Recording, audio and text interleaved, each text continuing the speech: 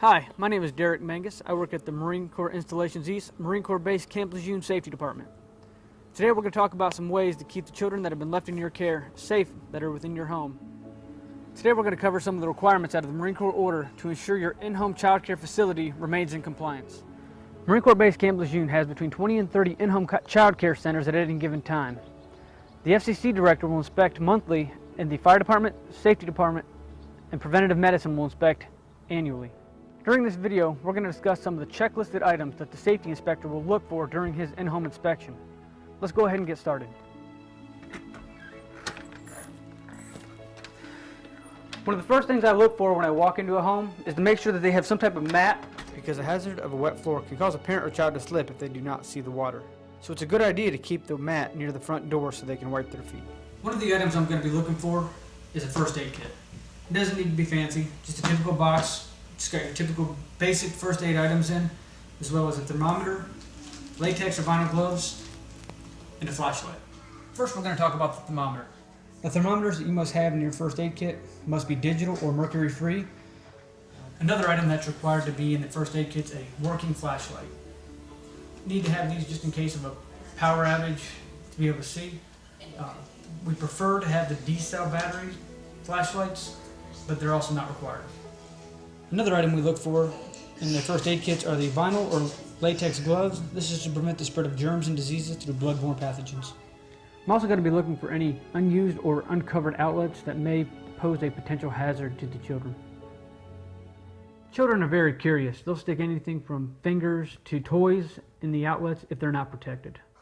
In the playroom areas, ensure that the children have age-appropriate toys. Groups with mixed-age children, ensure that the toys with small pieces are cleaned and out of the reach of the infants and toddlers. A good rule of thumb to go by is, if the toy fits in a shot glass, it is too small and may become a choke hazard. Ensure that the toys are not broken and disinfected frequently. Most homes aboard Camp Lejeune have vertical blinds throughout the homes, but in the event you have horizontal blinds with cords, ensure that the cords have been cut and not looped and shortened so the children cannot reach them.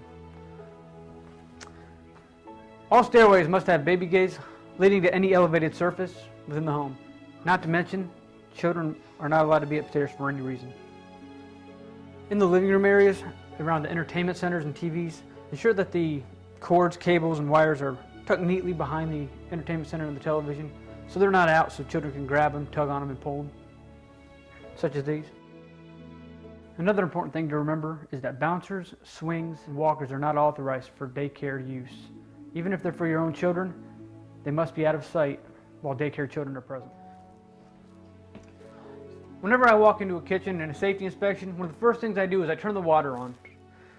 The reason I'm checking the water temperature to make sure it's at the appropriate levels. So I'm going to go ahead and turn it on and let it warm up. While I'm waiting for the water to warm up, I'm going to come over to the lower cabinets and I'm going to check to make sure that they're all properly secured, which these all appear to be. Some of the things I'm going to be looking for are to make sure that all of them catch, and looking inside to make sure there's no scissors, pencils, or anything sharp that may be a hazard to a child. This one here has been loose and needs to be replaced.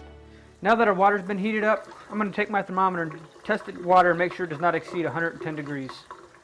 If your water temperature exceeds 110 degrees Fahrenheit, contact your maintenance office and they can come adjust your water heater accordingly. Knives are not allowed to be on the kitchen counters. They need to be in a knife block and left in an upper cabinet, or taken out of a knife block and placed in a plastic container such as this on top of the refrigerator and out of the reach of children. Now moving on to the countertops.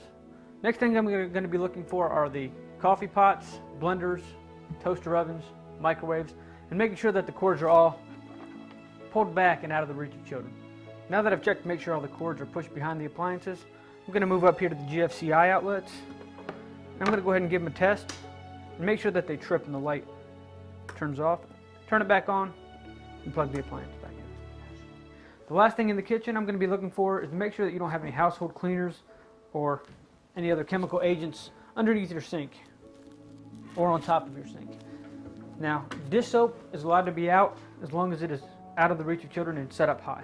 Cleaning items such as bleach, Lysol, and Windex all need to be kept in a locked storage area. In areas of the home where there's hardwood floors with area rugs, it's always good to make sure you have your furniture placed on top to ensure that the carpet doesn't slide and prevent a slip hazard.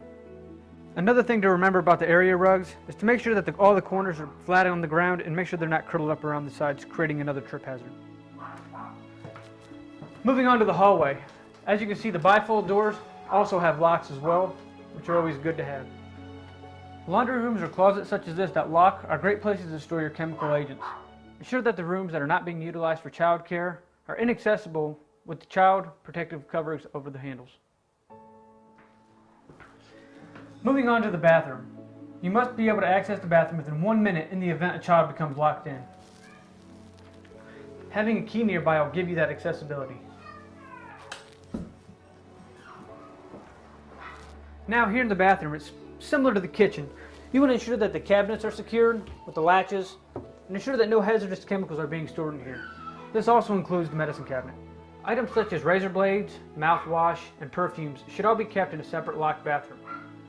Please try and limit the items to just a hairbrush, a toothbrush, and toothpaste.